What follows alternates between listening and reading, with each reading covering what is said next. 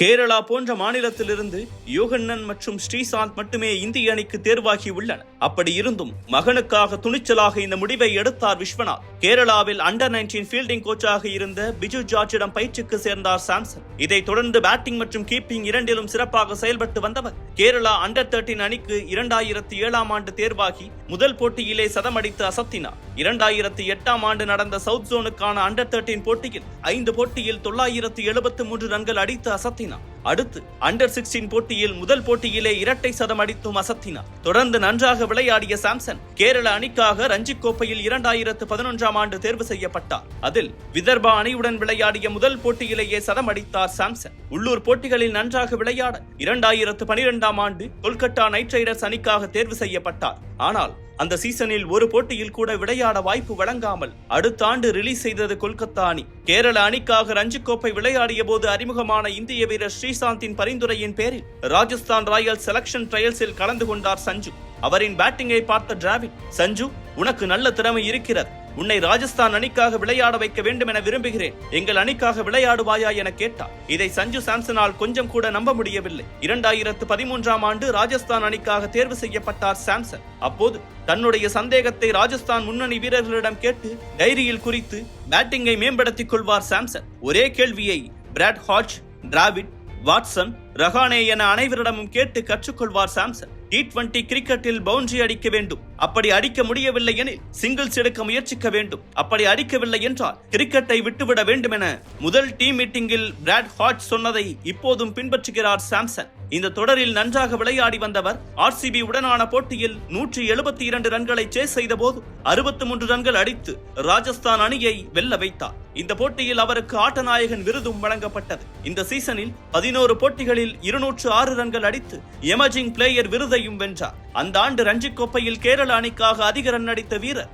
Samson தான். இதனால் அடுத்த ஆண்டு IPL தொடருக்காக ராஜஸ்தான் அணியால் தக்க வைக்கப்பட்ட 5 வீரர்களில் சாம்சனும் ஒருவர். 8 IPL அணிகளிலும் ரீட்டைன் செய்யப்பட்ட வீரர்களில் இளம் வீரர் சாம்சன் மட்டும்தான். அந்த ஆண்டு 2013ஆம் ஆண்டு நடந்த அண்டர் 19 ஏசியா கப்பில் இறுதிப் போட்டியில் பாகிஸ்தானுடன் சதம் அடித்து இந்திய அணி வெற்றி பெற முக்கிய காரணமாக அமைந்தார். 2014ஆம் ஆண்டு கேரள ரஞ்சி கோப்பை அணியின் கேப்டனாக நியமிக்கப்பட்டதோடு அண்டர் 19 உலக கோப்பையில் இந்திய அணியின் வைஸ் கேப்டனாகவும் நியமிக்கப்பட்டார் சாம்சன். இதில் பாகிஸ்தான் உடனான இறுதிப் போட்டியில் 262 ரன்களை சேஸ் செய்த போது இந்தியா 64 ரன்களுக்கு 4 விக்கெட்டை இழந்து தவித்தது.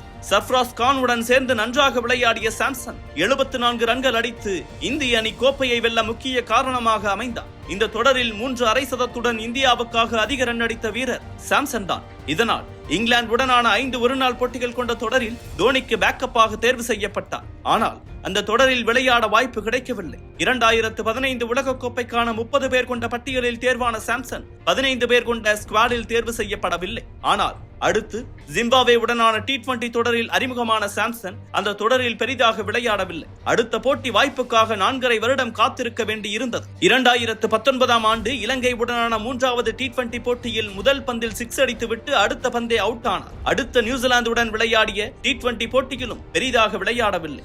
2020ஆம் ஆண்டு ஆஸ்திரேலியாவுடன் நடந்த T20 போட்டியிலும் 2021ஆம் ஆண்டு இலங்கையுடன் நடந்த T20 போட்டியிலும் நன்றாக விளையாடவில்லை. இலங்கையுடன் ஒரு நாள் போட்டியிலும் வாய்ப்பு கிடைக்க அதிலும் சொல்லிக் கொள்ளும் அளவுக்கு சாம்சனின் பெர்ஃபார்மன்ஸ் இல்லை.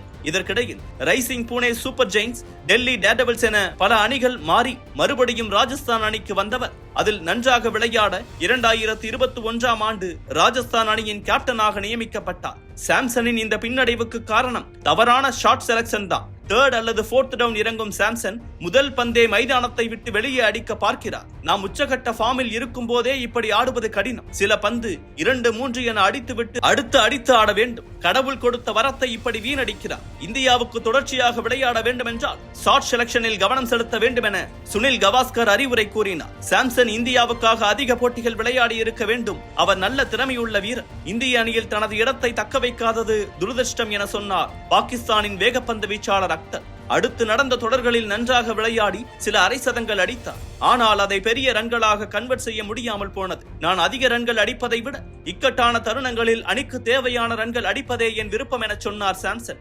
2023ஆம் ஆண்டு தென்னாப்பிரிக்காவுடனான 3 போட்டிகள் கொண்ட ஒருநாள் தொடரில் விளையாட சாம்சனுக்கு வாய்ப்பு கிடைத்தது. 2வது போட்டியில் வாய்ப்பு கிடைத்தும் சரியாக விளையாடவில்லை. அந்த போட்டியில் தென்னாப்பிரிக்கா வென்றது. இந்தியா ஒரு போட்டியிலும் தென்னாப்பிரிக்கா ஒரு போட்டியிலும் வென்றது. தொடரை கைப்பற்ற இந்தியா வெல்ல வேண்டிய கட்டாயத்தில் இருந்தது. டாஸ் வென்ற தென்னாப்பிரிக்க அணி முதலில் பவுலிங்கை தேர்வு செய்தது. இந்த போட்டியில் டாப் ஆர்டரில் 3 டவுனில் இறக்கிவிடப்பட்டார் சாம்சன். இதில் சிறப்பாக ஆடி சதமடிக்க இந்தியா 296 ரன்களை எட்டியது. சர்வதேச போட்டியில் சாம்சன் அடிக்கும் முதல் சதம் இதுதான். இந்த போட்டியை வென்று தொடரையும் கைப்பற்றியது இந்தியா.